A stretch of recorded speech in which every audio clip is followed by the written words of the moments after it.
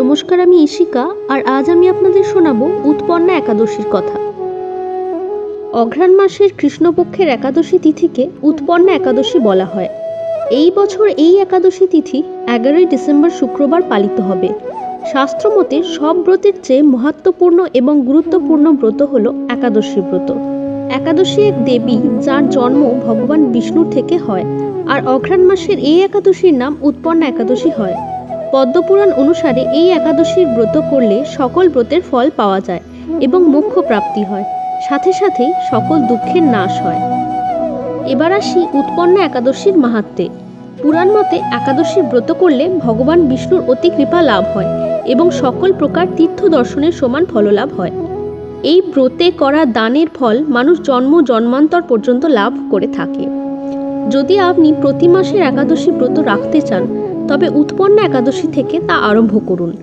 এই ব্রত করলে জীবনের সর্বদাই সুখ শান্তি বজায় থাকে এবং বিষ্ণুপত্নী লক্ষ্মী দেবীর ভরপুর আশীর্বাদ লাভ করা যায়।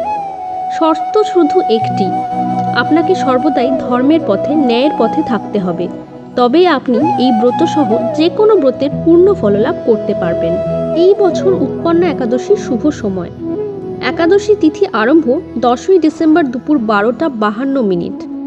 তিথি সমাপন 11ই ডিসেম্বর সকাল 10:05। ব্রত পারণ সময় 12ই ডিসেম্বর সকাল 10টা পর্যন্ত। 11ই ডিসেম্বরের ব্রতই সবার জন্য শুভ ফলপ্রদায়ী হবে। এই দিন সূর্যোদয়কালীন একাদশী তিথি আপনারা পাবেন, তাই বৈষ্ণব মতে এই দিনই একাদশী তিথি পালিত হবে। একাদশীর দিন কি করবেন আর কি করবেন না সেই নিয়ে আমি আমার দেবোত্থান একাদশীর ভিডিওতে আলোচনা করেছি। উৎপন্না একাদশীর ব্রত কথা। পুরাণ অনুসারে ভগবান কৃষ্ণ যুধিষ্ঠিরকে উৎপন্না একাদশী মাতার জন্মের কথা শোনান। ভগবান কৃষ্ণ বলেন যে সত্যযুগে মূর নামক এক রাক্ষস বাস করতেন। তার নিজের শক্তির ওপর খুব অহংকার ছিল এবং এইভাবেই তিনি সকল স্বর্গলোক নিজের আয়ত্তে এনে ফেলেন।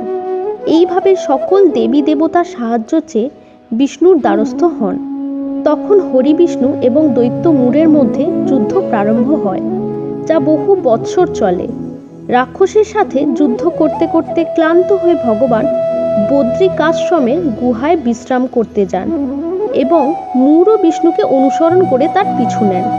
ভগবান যখন নিদ্রামগ্ন তখনই মূর তাঁর উপর আক্রমণ করেন এবং যখনই রাক্ষস নিজের অস্ত্র ওঠান তখনই শ্রী বিষ্ণুর শরীর থেকে এক দেবী প্রকট হন এবং মূর রাক্ষসকে বধ করেন। দেবীর এমন কার্যে ভগবান প্রসন্ন হয়ে তাকে বলেন যে অঘ্রাণ মাসের কৃষ্ণপক্ষের একাদশী তিথিতে আপনি প্রকট হয়েছেন, তাই আজ থেকে আপনার নাম দেবী একাদশী। সকল ব্রতের মধ্যে আপনার ব্রতই শ্রেষ্ঠ বলে গণ্য করা হবে এবং আজ থেকে সমস্ত একাদশীর দিন আমার পূজার সাথে আপনারও পূজা হবে এবং যেই ব্যক্তি একাদশীর ব্রত বা পূজা করবেন তিনি সকল প্রকার সমস্যা থেকে দূরে থাকবেন। এরকম আরও অনেক বিষয় জানতে হলে অবশ্যই আমার চ্যানেলটি সাবস্ক্রাইব করুন। সবাই ভালো থাকবেন। নমস্কার।